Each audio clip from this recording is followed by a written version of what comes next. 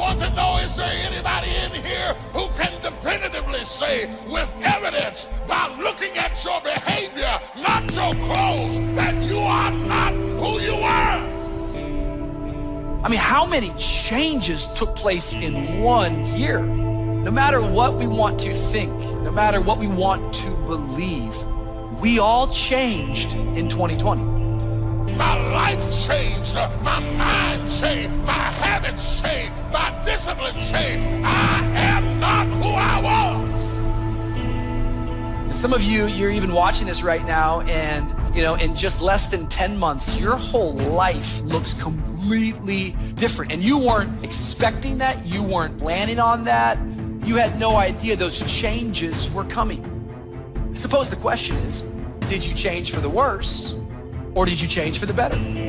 Because everyone changes, but not everyone improves. Successful people know how to change with the times. They don't get stuck in a rut, doing the same thing the same way year after year.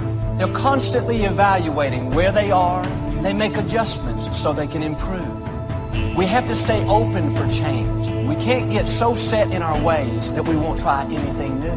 This is why many people don't have any enthusiasm. There's no freshness in their life. Every time an opportunity comes for change, for promotion, because they're not used to it, they shrink back. They don't realize that's what's keeping them from going to the next level. I had a change in my heart. I had a change in my mind. I had a change in my behavior. When he got to changing me, I thought completely differently than I do today. You can see it in my walk. You can see it in my talk. You can see it in my behavior. People I used to run with, I don't run with anymore. Places I used to go, I don't go no more. I know I've been changed. I know I've been. But how many of you know that when you get tired, when you get fatigued, when you get desperate, you start lowering your standards pretty quick? Like, you ever woken up in the night mad thirsty? Did you make your way to the refrigerator? You open up that refrigerator, the light hits you like it's heaven. Because if you get thirsty enough, you'll drink anything. Some of us have been on the faith journey for a while, and we have gotten tired on our journey. Yet when you start to get tired, it's a bad moment to make big decisions, because you will lower your standards. Some of us in this room, we have settled for second best because we traded an eternal blessing for short-term gratification.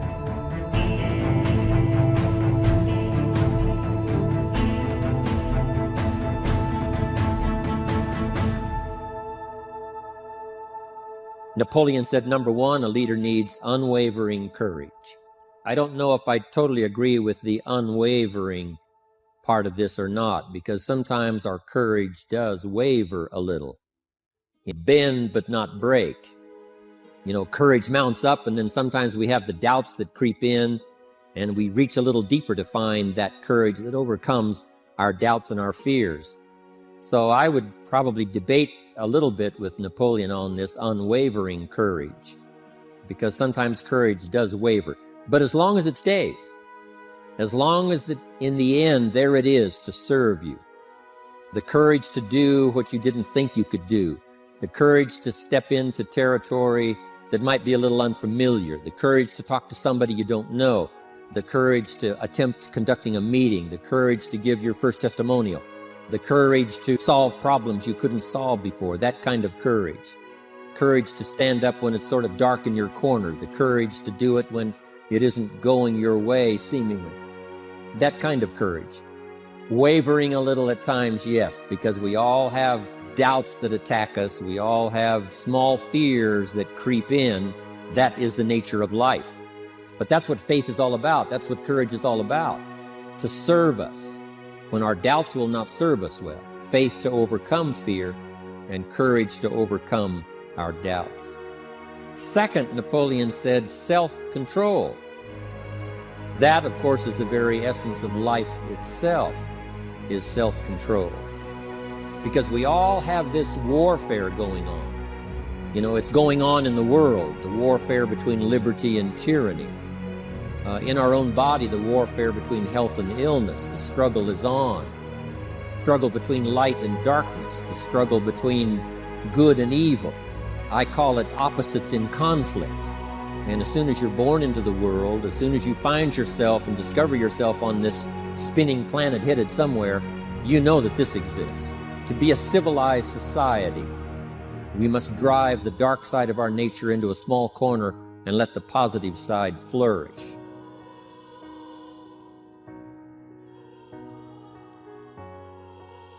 And in the coming days, don't be surprised if God brings new opportunities across your path. Some of you are going to be offered a position that you feel is over your head. Or maybe you single people, God's going to bring somebody new into your life. You'll be tempted at first to play it safe. Think about all the reasons why you can't do it. You've been hurt in the past. You can't get into that new relationship. You're not qualified for that new position. But if you're going to experience God's best, you got to be willing to take a risk. You can't get stuck thinking that it can only happen one way. This life that you're living is one long, big journey. And maybe you hit an obstacle on the way that slowed you down, or maybe put your goal on the back burner, but do not call yourself a quitter. You're already telling yourself that you're a quitter. You put that in your background, and I don't want to see that happen to you because you matter too much. You are not a quitter. You are not someone who gave up. You are simply someone who may have not been ready to face some of the demons that are in your background, who may have not been ready enough to say, you know what, I love myself enough this time to believe myself enough to keep showing up for myself. What would you do with your life if you had it to live over? What is one value, one deep commitment from which you would never budge? Are you proud of how you have been living your life? Have you explored your natural talents, your gifts, by enthusiastically trying a variety of activities?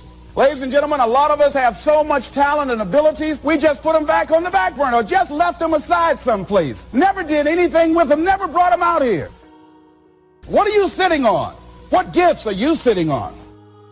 Have you resigned yourself to a life feeling that nothing can be done to change your future or your circumstances? Have you been afraid to try something different because you're afraid of how people will react to you or what they will think? Early, we must learn to exercise self-control. Power is a wonderful thing, but it must be exercised properly. It must be exercised to benefit and not to destruction. So self-control is certainly necessary to be a strong leader, so that you can become the best example. The example of having your temper well managed, to having that dark side of your nature under control. The best example of choosing wise words and not being careless, that kind of control. Control of your appetite, control of your desires, so that they fit into the positive side of life and not the negative side. Then he said, a leader must have a keen sense of justice. How very true. Justice we become familiar with, even when we're small. When certain things that happened or were done to us that something told us that wasn't right. Someone did us wrong. We have that sense of right and wrong, and it starts very early. Then we have to have that sense of utilizing what's right and what's wrong so that we develop this sense of justice, this sense of being fair, this sense of being on the positive side, on the right side. To minimize a person's mistakes, they need to have this sense of justice. We have to have justice when we're building an organization. What's fair, what is a good balance, certain rules and regulations, so that all of us have a chance to fit within this framework of fairness, justice, and what's right. Otherwise, enterprise cannot work. Otherwise, we have what we call, in the political sense, anarchy, where there is no justice, when might is the order of the day, power is the order of the day, not the law, not the rule, not what's right, but power. And we would all dismiss that. It's been a catastrophe in the last 6,000 years, the governments that resorted to power instead of democracy, that resorted to intimidation instead of freedom. And we all know the terrible toll that takes. But it takes a toll not only politically in a country or politically around the world, but it takes a toll even in enterprise. It takes a toll in school if a teacher is unfair. It takes a toll in working on a team where someone is unfair or where the leadership is not fair in the administration of justice. So this is true. A keen sense of justice and what's fair and what's right. Part of this we have to learn as we go. You know, you don't have it all the first year. You haven't got it all the second year, the third year. After all the years that I've been around, both as a human being and as a business person, you're still, even at these years, trying to decide what's best, what's fair, what's right, to give balance to our life and to build on a firm foundation for the future. Here's another one he said, definiteness of decision. Indecision is the thief of opportunity. If you don't decide, the opportunity could slip away. If you don't decide what you're going to do today, the day could get away and you're not very effective. To the best of your ability, have some idea, some good plan. Sure enough, the day escapes. And in the morning you say, let's see, what should I do now? In the afternoon you say, hey, time's getting away from me. What should I do now? And now most of the day is lost.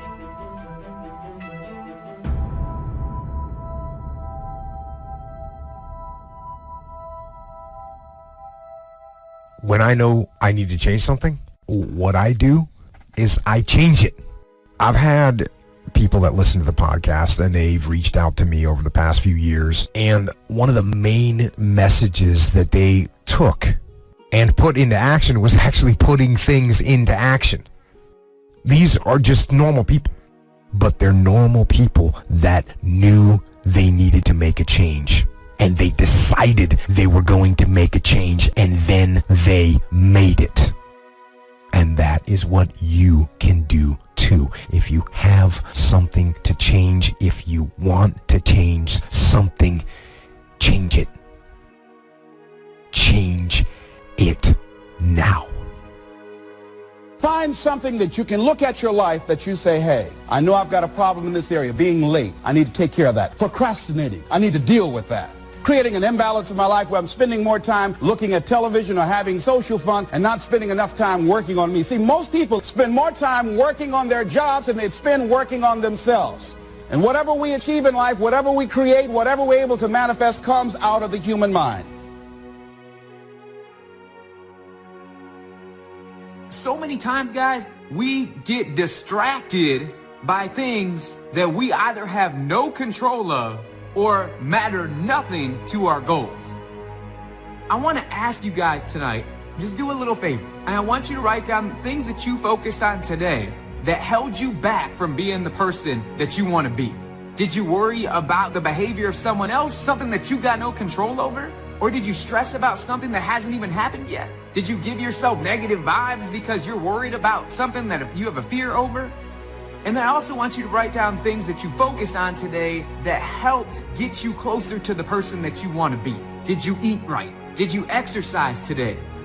What are things that you focused on today that you know are going to make you a better version of yourself so that you can show up stronger tomorrow than you did today?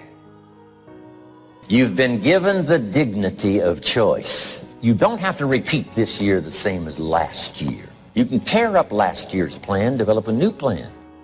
Now here's the choice on being a human being: to be part of all we were meant to be, or to be all, to strive for all, or half, or some. The choice is up to you to develop one skill or 10 skills. And this is all a matter of choice. And when someone says, no, you ought to learn 4, you got to resist all that, because this is personal dignity.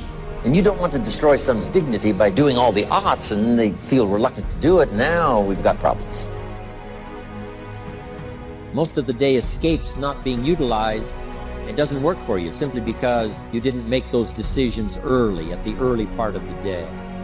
The decisions we make in the early part of our life sometimes last for a lifetime. The early decisions that you make about what you're going to do with your life, those decisions are vitally important. If you neglect them and don't make them, sure enough, the time passes and the opportunity sometimes is diminished. And sometimes you spend a lot of time now catching up simply because you didn't make those early decisions. So it's the decisions at the first of the day, it's the decisions at the early part of the month, it's the decisions at the early part of the year that greatly determines what kind of year you're going to have. The decisions you make in the early days of your marriage, sometimes those are the decisions that affect the marriage for a lifetime. The decisions you make at the first chance you see opportunity, those decisions, what you're going to do with it, how far you're going to take it, what it's going to be meaning to you in the years to come. Those early decisions are vitally important. Then we need decisions to correct poor decisions, to overcome our mistakes. It's possible, of course, for all of us to make unwise decisions. And at the end of 1 year, at the end of 1 week, 1 month, or at the end of a few years, we say, that decision cost me too much. Cost me a lot of time, cost me a lot of money, cost me maybe a good relationship, cost me a chance to be productive. But as long as you're alive, there's still a chance to use new decision power to correct the mistakes of decisions that were bad in the past. All of us have the opportunity to do that, but I think Napoleon was right here too. You got to be definite in making decisions so that the opportunity doesn't pass you by. Take advantage. Here's the next one. Napoleon Hill said, a good leader has definite plans. How important that is. So here's what you should do. The lack of plans have lost a month or two, or you've lost a week or two, or maybe you've lost a year and you were 10% effective instead of 100%. Now's the time to change all that and start making some plans. You got to have some plans for your family, right? You got to take your family along. Don't leave them out. One of the challenges all of us have in making our plans is how to balance everything, to make sure that we don't regret at the end of a year, I spent too much time on that. I spent too much money. And then if you have, say, how can I not do that again? Construct some better plans so that you won't have any regrets at the end of a year to come, 5 years to come, 3 or 4, 5 years to come. But now for you, your plans to be financially secure. You got to have a good plan for your resources so that you find yourself secure regardless of what happens. One more on plans, and that is the plan for your personal development. The plan to be better this year than last year. The plan to take the classes, attend the workshops, do everything you possibly can to show personal progress, not just financial progress, not just the progress of having one more car or one more home, but the progress of personality, the progress of communication skills, the progress in how to deal with people, progress in using your influence so that it multiplies its power by 5 by 10 versus what it used to be. You need those kind of plans. A plan for personal growth, personal development. Next, Napoleon Hill had a good saying. It was something my father had and passed it on to me as a good philosophy. And here's what he said. A good leader has the habit of doing more than what he gets paid for. What an incredible philosophy this is. The habit of doing more than you get paid for.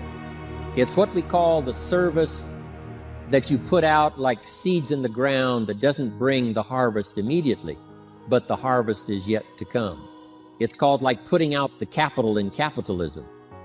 Doing more than you get paid for means that you're getting ready for the next move up. Because if you do more than you get paid for, you've made an investment. The average person might think if I do more than the company requires, then they're ripping me off. I'm not getting paid for that extra time, that extra attention. But you must not view it that way. You must say, I'm getting there a little earlier, staying a little later, as an investment in my own personal future, because I want that kind of reputation. I want that kind of philosophy to work in my life.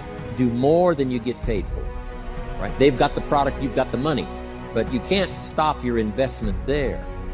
Now you must develop the investment in time, effort, and energy in turning that new customer into a testimonial. And sometimes that's the most difficult work, the work after the sale. Because the sale might be fairly easy. Someone says, hey, I've been looking for this product, I need it, here's my money. But now you've got to stay with them, make sure they don't just buy the product, but that they use the product. And that they don't just use the product, they keep using the product. That's the work after the sale. But if you learn to make that kind of an investment and do more than you get immediately paid for, that kind of investment is so powerful. So you do more than you get paid for up front. It's happened for me, making the investment.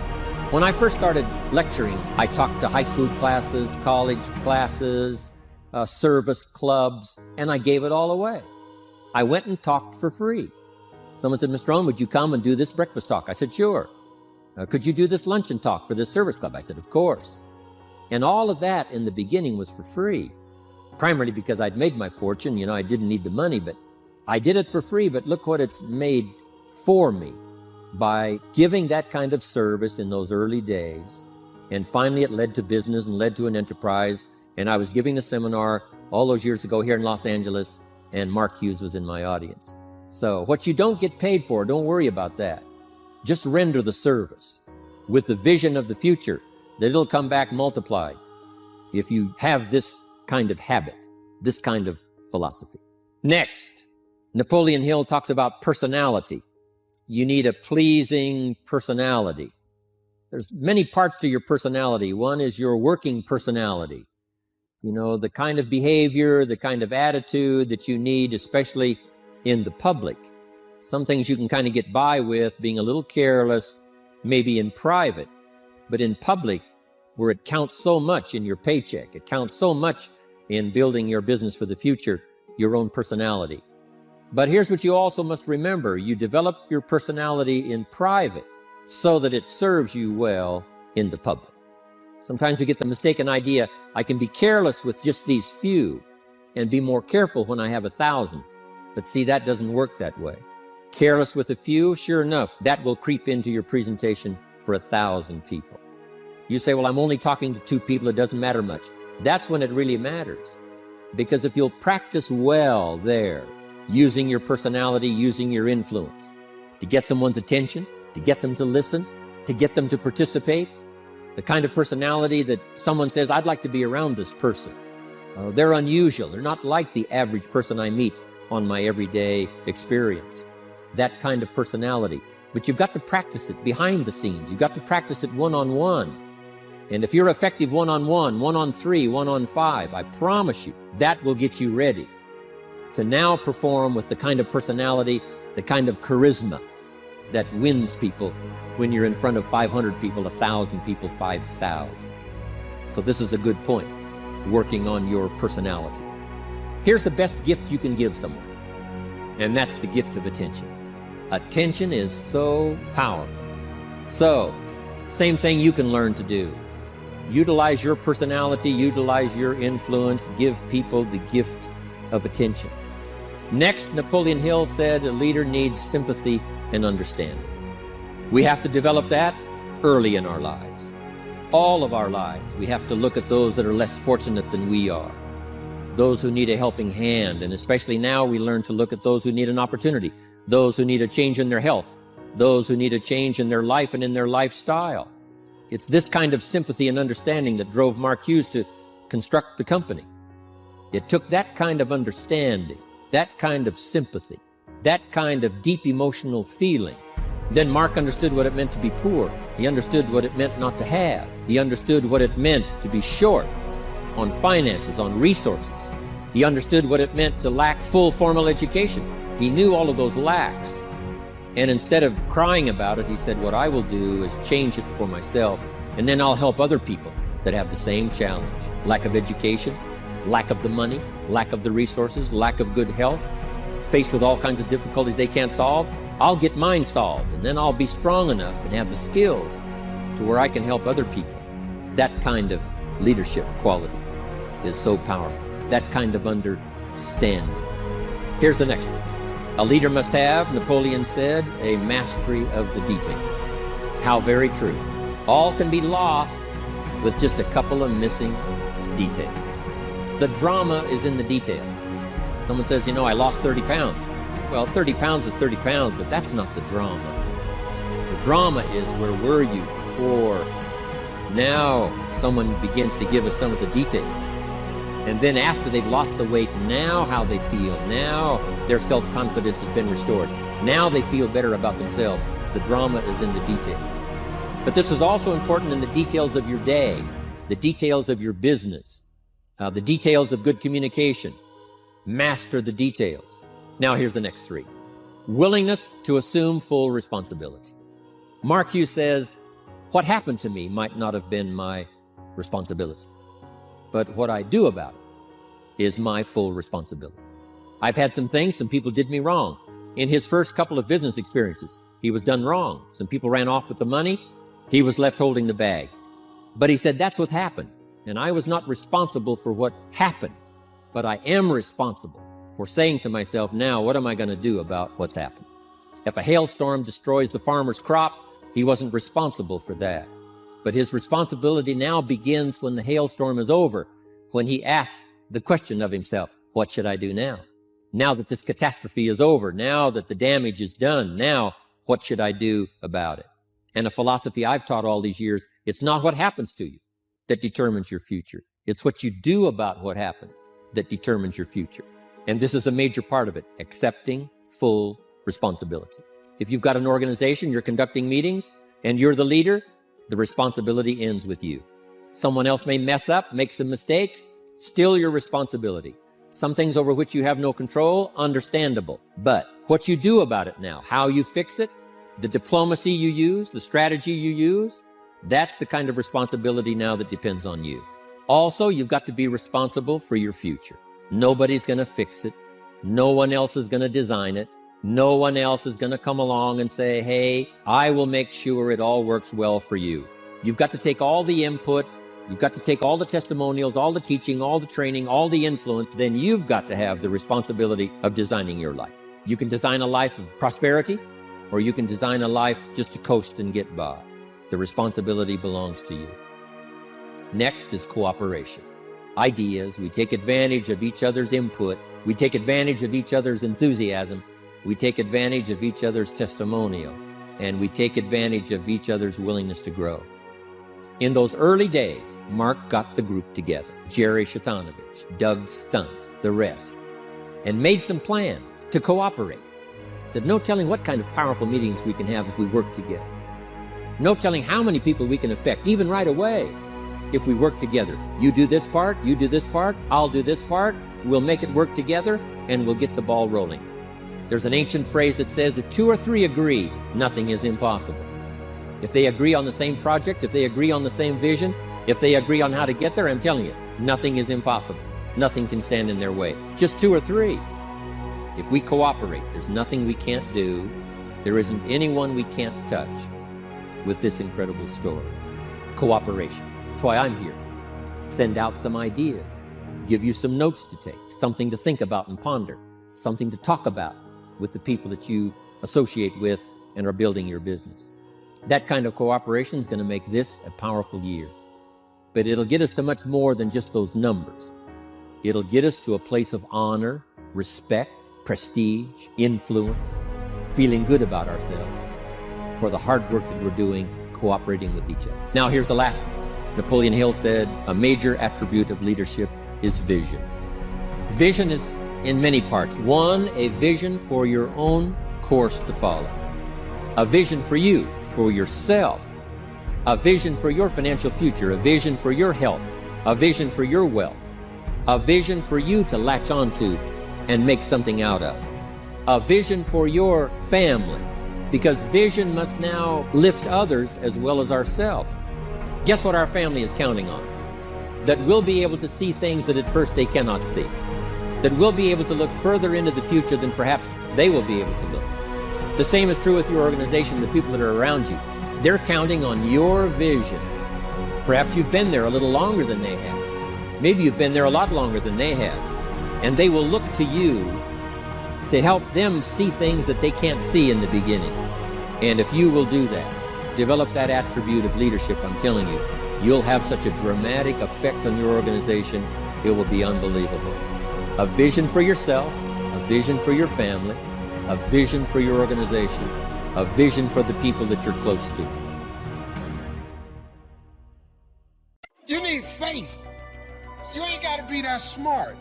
I flunked out of school. I ain't got no degree in nothing. You got to identify your gift and go do what you gifted at. You ain't got to be smart. You don't got to have a degree. You don't have to go to UCLA or none of that. You can be highly successful and go to no school. Mark Zuckerberg, Bill Gates don't have a degree between none of them. They got more degrees working for them than a thermometer. Just go follow your dream, man. Go make your life happen. My whole career is dedicated to all my plunky teachers that told me, Sit down, acting a fool. You ain't gonna ever make no money acting a fool. It's all I had. I just used what I had. Identify your God-given gift and go and get your life. Quit tripping because you don't have what a group of people told you you need to be successful. If you're not a degree person, you can go to school all you want. If that's not in you, how you gonna get a degree? Quit letting people tell you the route to success when clearly God created you to be different.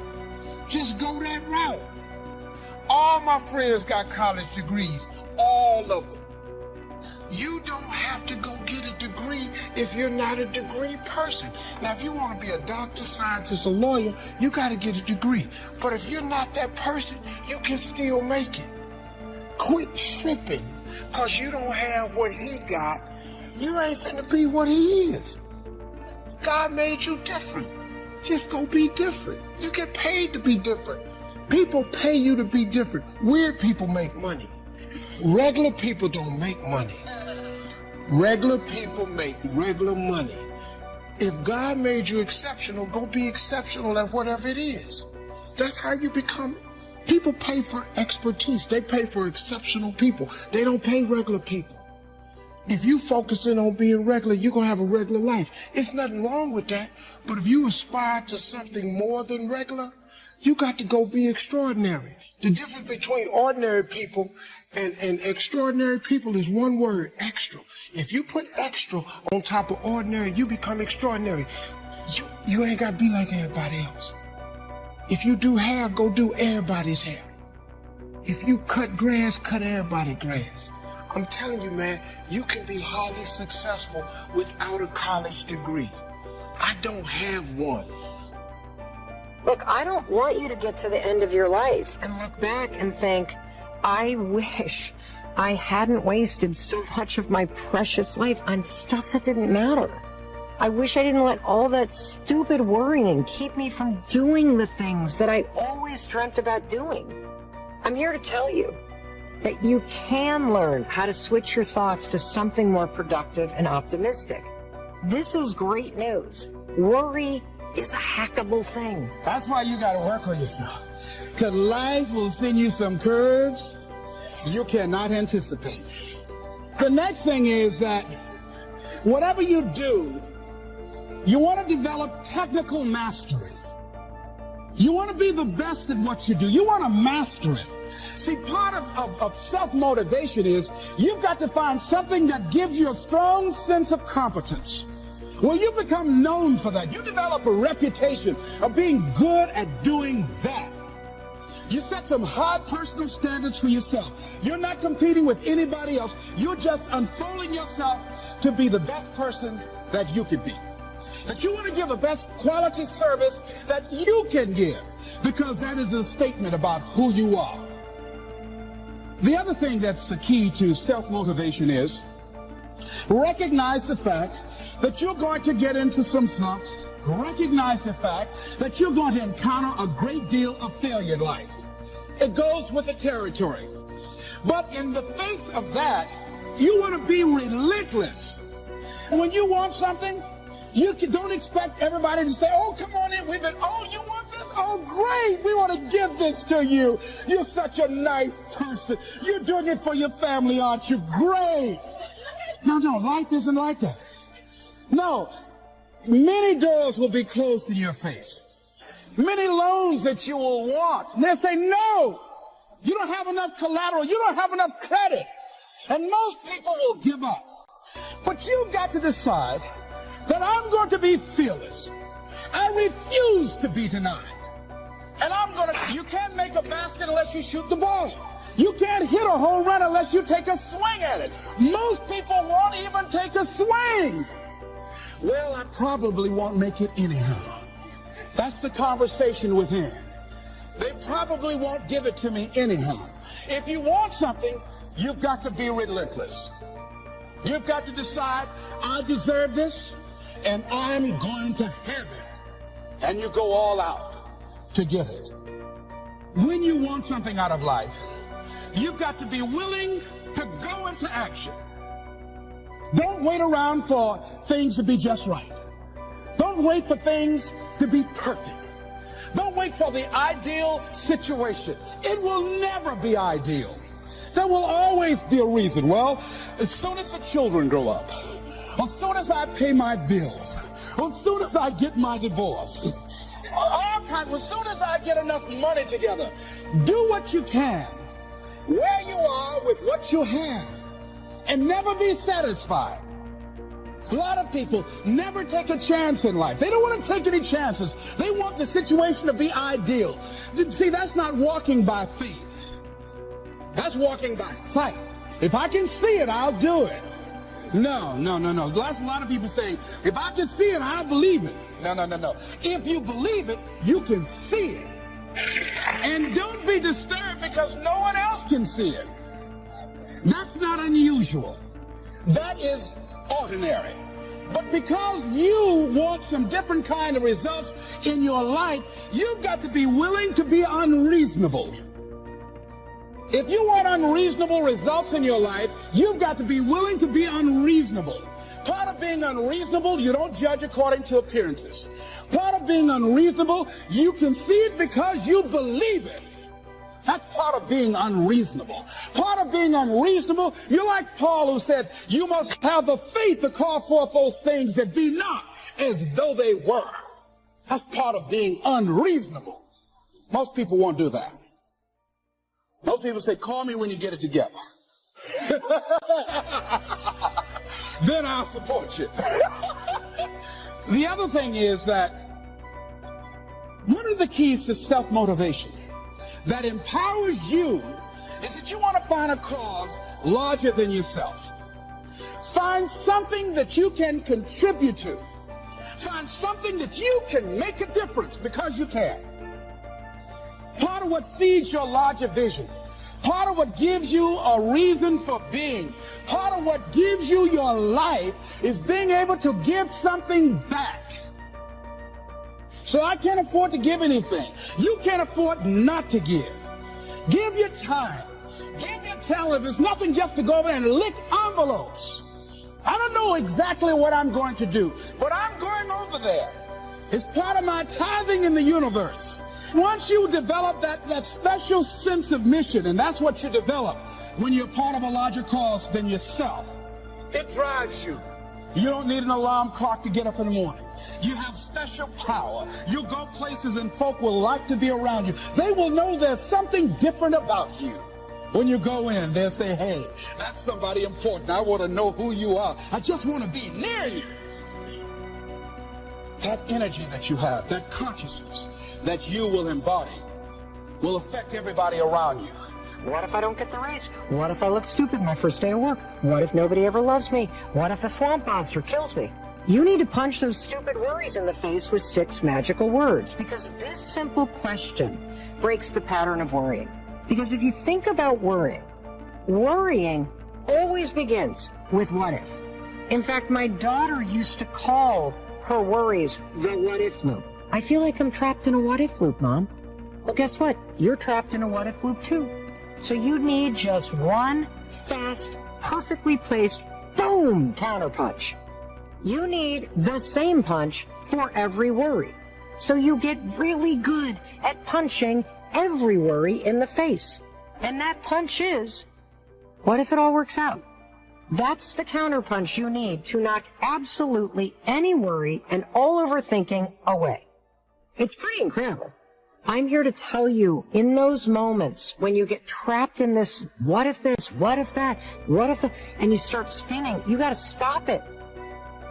And the fastest way to stop the spinning is to say, well, what if it all works out? What if I get the apartment?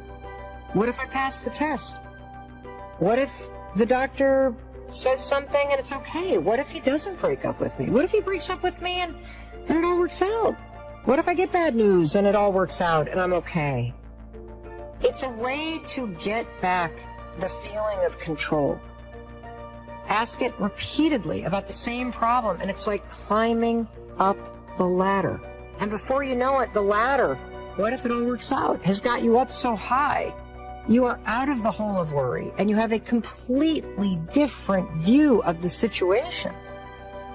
Listen, there will always be things that come out of nowhere. We can't stop the outside world. We can't stop the fact that you are probably going to worry about something every day. I mean, hello, global pandemic. People get sick. People say they don't want to be married. Jobs get taken away. The stock market drops. Shit happens. It's easy and normal to feel knocked down by life. But you can always use these 6 magical words to help you ride the ups and downs in life. What if it all works out? Doesn't mean it's going to work out today. One of the reasons why your brain loves the sentence, what if it all works out, is you haven't put a deadline at the end of it. The fact that you're saying, well, what if it all works out, automatically allows your brain to expand out of the current crisis, because you know, based on your life experience, that in the end, over the years, yeah, eventually, it does all work out.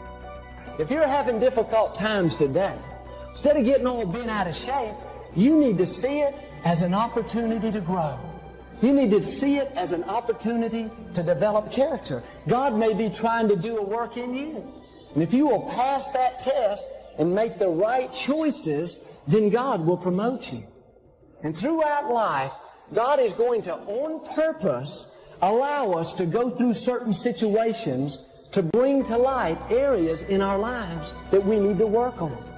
If you find yourself always being around people that offend you and you're always getting your feelings hurt, well, there's a good chance that God is trying to teach you to quit being so touchy. God is trying to toughen you up a little bit. If you find yourself around people that are always rubbing you the wrong way, always irritating you, there's a good chance God is trying to teach you how to love the unlovely. He's trying to teach you a little bit about patience. Well, you say, Joel, I just can't stand my boss's personality. He gets on my nerves. I don't know when God is ever going to change him. Well, have you ever thought about God may be trying to change you? God may have put him there on purpose, like iron sharpens iron, to refine you, to purify you. Well, God, if you just ever change these kids, that's why I'm always upset. They just won't obey me. Now, let me tell you a secret. God is not going to change your children until you first allow him to change yourself. And if you would quit spending all your time and energy focused on everybody around you, and instead look inside and allow God to do a work in you, then God will change the circumstances. Then he'll change those other people. But as long as we're just giving into our feelings, getting all upset, throwing temper tantrums, being impatient, as long as we're not passing the test, then we're going to have to take it over and over again.